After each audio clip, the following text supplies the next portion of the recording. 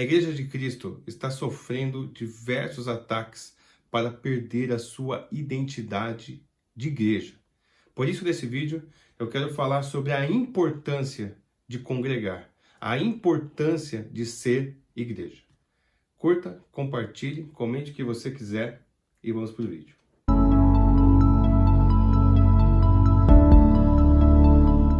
Meu nome é Márcio Borrello, seja bem-vindo ao meu canal. Se você ainda não conhece esse canal, esse é um canal onde eu falo sobre mensagens transformadoras da Palavra de Deus. Se você ainda não é inscrito, se inscreva, compartilhe esse vídeo com mais pessoas, dê o seu like, dê um joinha para ajudar a espalhar essa mensagem para mais e mais pessoas e comente aqui embaixo, nem se for aí um glória a Deus, para nos ajudar a espalhar essa mensagem aí ainda mais, tá bom? Fique com a gente até o final do vídeo, porque você vai aprender sobre a importância de congregar e esse vídeo vai ser muito abençoador para a sua vida ou para alguém que você acha que precisa desse vídeo, ok? Então fica comigo até o final do vídeo e vamos para o vídeo. Em João capítulo 14, nos versículos 18, no versículo 16 até o 20, nós vemos Deus falando assim, olha, eu rogarei ao Pai, e ele vos dará outro Consolador, Jesus Cristo falando, a fim de que esteja para sempre convosco o Espírito da verdade, que o mundo não pode receber, porque não o vê, nem o conhece. Vós que conheceis, sabe que ele habita convosco e estará em vós. Não vos deixarei órfãos, voltarei para vós outros. Olha que lindo. Ainda por um pouco, e o mundo não me verá mais. Vós, porém, me vereis, porque eu vivo, vós também vivereis. Está falando isso para os discípulos aqui, para os seus discípulos, em João capítulo 14. Naquele dia, versículo 20, naquele dia vos conhecereis que eu estou em meu Pai, e vós em mim, e eu em vós. A gente vê aqui nesse versículo a importância da comunhão. Vocês saberão um dia que o meu Pai, é o que ele fala, naquele dia vocês vão conhecer que eu estou no meu Pai, que eu estou em meu Pai e vós em mim e eu em vós. É muito interessante falar disso. A importância que Jesus Cristo coloca aqui sobre a comunhão. Em outras passagens da palavra do Senhor, Jesus Cristo fala assim, eu não vos chamo mais de servo, mas de amigos, amigos ali do Senhor.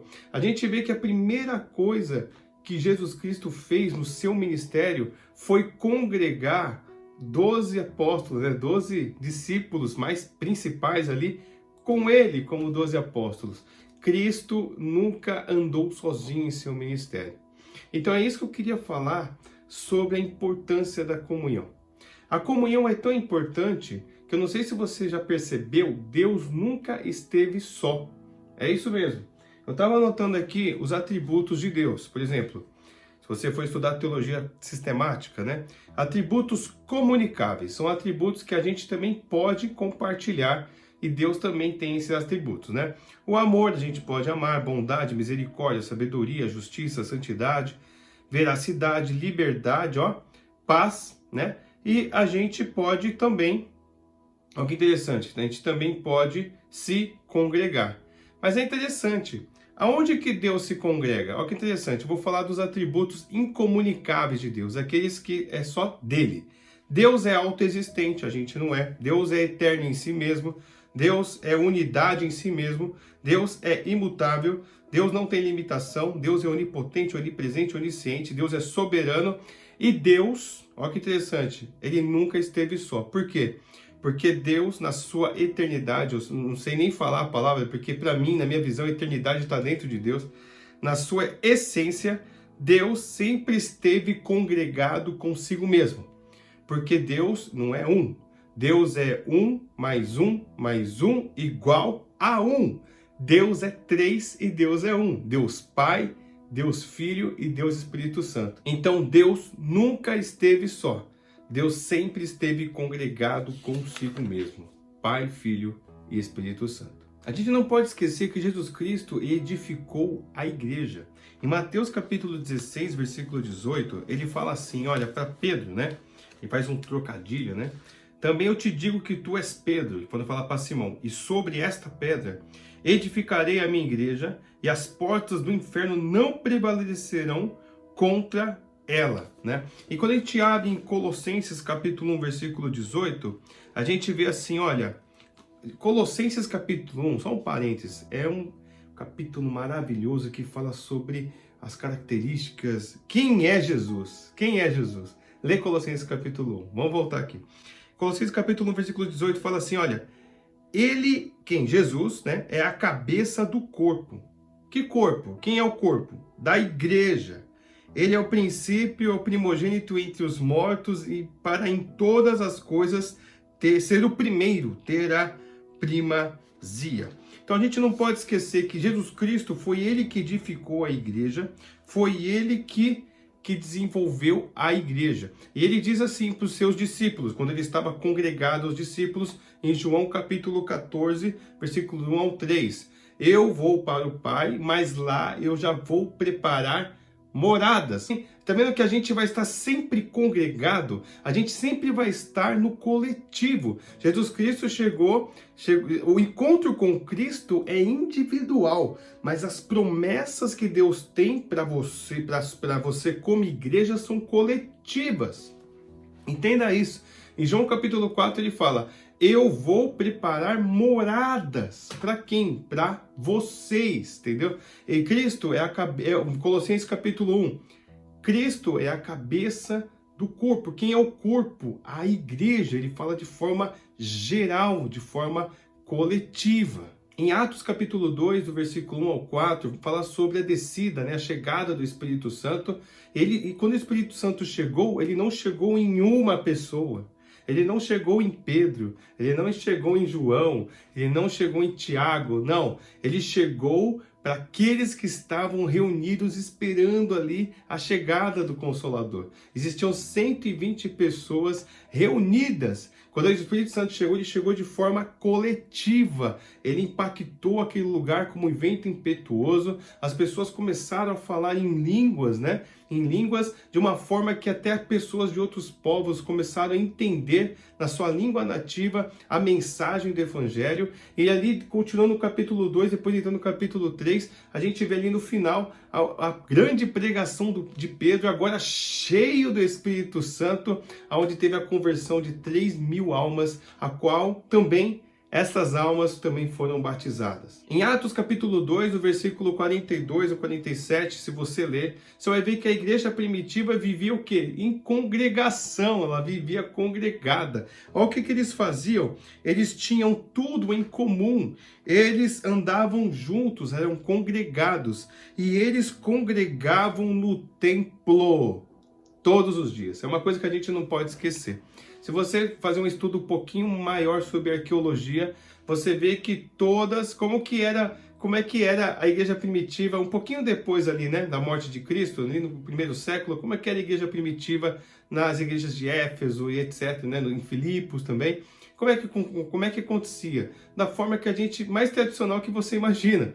Eles iriam numa casa e se congregavam numa casa. Daqui a pouco essa casa, ela fazia um puxadinho, virava uma congregação, um ponto de pregação, uma congregação que a gente chama, né?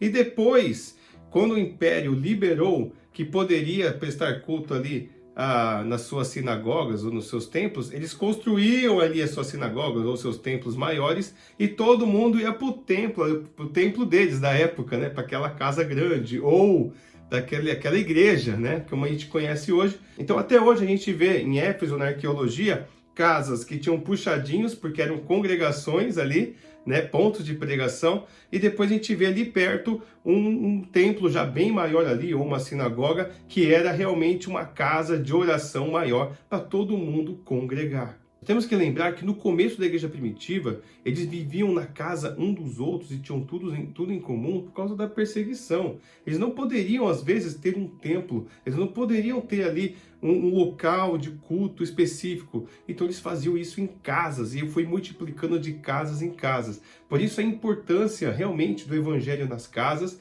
por isso da importância do evangelho nos lares, por isso a importância dos pontos de pregação, mas assim, acima de tudo, a importância do templo, a importância de congregarmos como igreja. Então aprenda isso na sua vida aí. É importante se congregar, isso é vontade de Deus. Aí você se pergunta, Márcio, como será o arrebatamento? O arrebatamento, de fazer essa pergunta, será individual? Não, o arrebatamento será todos congregados. O arrebatamento será coletivo também. Olha que interessante, se você for analisar um pouco a escatologia, independente da sua linha escatológica, você vai ver que o arrebatamento é coletivo, o encontro com Cristo é coletivo. Depois, as bodas do Cordeiro é coletivo. Se você for milenista aí, você vai entender que o milênio, acontecendo ali, né, sendo pré-milenista, você vai entender que o milênio vai ser tudo com Cristo, independente da sua linha. Ou seja, o novo céus, a nova Jerusalém, o novo céus e a nova terra, as moradas que ele preparou para a gente será com quem? Com tudo coletivo. Entendeu? Deus, ele trabalha com o coletivo desde agora. Deus, quando foi escolher os patriarcas Abraão, Isaac e Jacó, ele escolheu famílias. Eu sou o Deus da família, né, de Abraão, patriarca, Isaac, Jacó. Deus se revelava pelo nome de patriarcas de famílias. Israel é o nome de Jacó, que tinha os 12 filhos, 12 tribos, famílias. Deus é Deus de família. Deus é o Deus de congregação. Entenda uma coisa para você aprender. Vou falar um pouco do arrebatamento agora. Como é que será o arrebatamento? Coletivo. Em 1 Tessalonicenses 4, 15 e 17, fala o seguinte, olha. Versículo 16. Porque o Senhor mesmo, dada a sua palavra de ordem, ouvida a voz do arcanjo e ressoada a trombeta de Deus, descerá dos céus, e os mortos em Cristo ressuscitarão primeiro, e depois nós vivos, os que ficarmos, seremos arrebatados como? Juntamente com eles. Até o arrebatamento é coletivo com eles. Entre as nuvens para o encontro do Senhor nos ares, e assim estaremos para sempre com o Senhor. Olha que lindo. Olha, o arrebatamento é coletivo. Ele vai ajuntar todos, congregar todos para arrebatar todos. Sabe, não existe arrebatamento individual, pelo menos que eu saiba aqui na palavra, depois aqui de Cristo, não tem arrebatamento individual. Entenda isso. E por que eu estou dizendo tudo isso? Porque uma das maiores mentiras da internet é dizer que você sozinho é igreja, que você sozinho é totalmente suficiente, que você sozinho pode seguir o seu evangelho do seu jeito com o seu Deus. E entenda uma coisa, a palavra de Deus não é assim que ela explica. Ela explica que nós temos que congregar. Nós temos que viver em congregação. Nós temos que viver em ajuntamento. Mas, Márcio, existem casos específicos em alguns países de missionários que passam por perseguição, por missionários que não têm como congregar, mas eles têm muita vontade de congregar. Existem países que as pessoas congregam embaixo de ruas, em esgotos. Tem países que as pessoas congregam em cemitérios onde ninguém vai ir, não por causa que é mórbido, mas porque não tem nenhum lugar, e se congregam de forma, às vezes até mesmo oculta, escondidas, porque é proibido, ou porque existe uma perseguição muito grande religiosa ali de cristãos em alguns países. Eles congregam às vezes mesmo em túneis, se congregam em cavernas, mas olha a vontade deles de congregar. E quanta gente aqui no nosso país, ainda com liberdade de se congregar numa igreja, ficam em casa, não fazem nada pelo reino de Deus, ficam em casa só vivendo o conforto da sua casa, só vivendo o conforto do seu sofá, só pensam em si mesmo, não são igreja, não vivem em comunidade e acham que são igreja em si mesmo. Nem Jesus Cristo fez o ministério sozinho. Ele poderia dizer, eu sou Deus, igreja, tudo em mim mesmo, mas ele disse não. Ele congregou homens e discípulos ao seu lado e ele implantou uma igreja que é coletiva. Não faz sentido na Bíblia eu ser igreja sozinho. Por isso que em 1 Coríntios capítulo 12, no versículo 27, fala assim, olha, ora, vós sois corpo de Cristo. Vós, é plural, vós sois corpo de Cristo. Entendeu? Se vocês são corpo de Cristo, aí sim, ó, e individualmente membros desse corpo. Eu só sou membro de um corpo que eu faço parte. Eu só sou sozinho, eu não sou igreja. Sozinho eu sou membro. Membro do quê? Do corpo que é a igreja. Mas é da igreja que eu não vou? É da igreja que eu não me importo? É da igreja que eu não ligo? É da igreja que eu não gosto? É da igreja que eu não congrego? Não faz sentido! É por isso que em Hebreus, para finalizar esse vídeo, em Hebreus capítulo 10, no versículos 19 em diante até o 25, você vê aqui o escritor da carta de Hebreus falando sobre o privilégio que nós temos de acesso à presença de Deus. E aí vai falando sobre a fé, sobre a presença, o coração purificado, de vivermos juntos, etc. E no versículo 25 ele fala assim, olha, não deixemos de congregar-nos como é costume de alguns.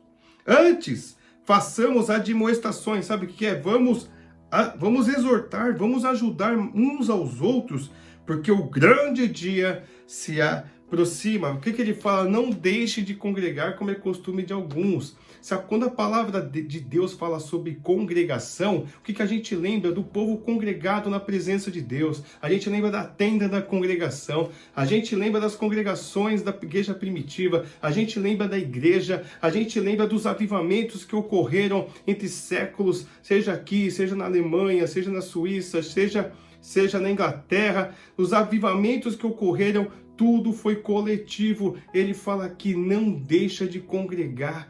Quando a Bíblia fala de congregar, ela fala o seguinte, congregue e não deixe de congregar como alguns fazem. Por quê? Porque sozinho você não é igreja. No máximo você é um membro. Se caso você congrega, e sim é uma igreja. Se você congrega, você juntos é uma igreja. E se você juntos é igreja, quando você está sozinho, você é membro. Mas se juntos você não é igreja, muito menos sozinho, você é membro. E aí que você tem que tomar cuidado, irmão. Por isso que eu falo que congregar, não deixa de congregar, é perigoso. Sabe por quê? Porque Jesus não vai vir buscar a igreja e depois você.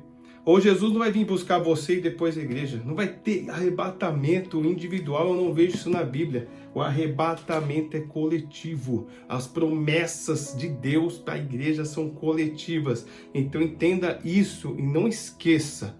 Se o arrebatamento é coletivo, esteja no meio desse coletivo. Seja corpo de Cristo. Seja igreja. Congregue. Se esse vídeo te abençoou ou pode abençoar alguém, compartilha com alguém que você conhece. Ou se te abençoou aí, dê um like muito forte aí. Comenta nem se for um glória a Deus para nos abençoar, tá? E em nome de Jesus, continue congregando firme. Seja a igreja, porque juntos somos o corpo de Cristo. Ok? Se você não é inscrito, se inscreva, hein? Quero chegar até os 1000 inscritos aí o quanto antes. Ok? Tamo junto e até o próximo vídeo.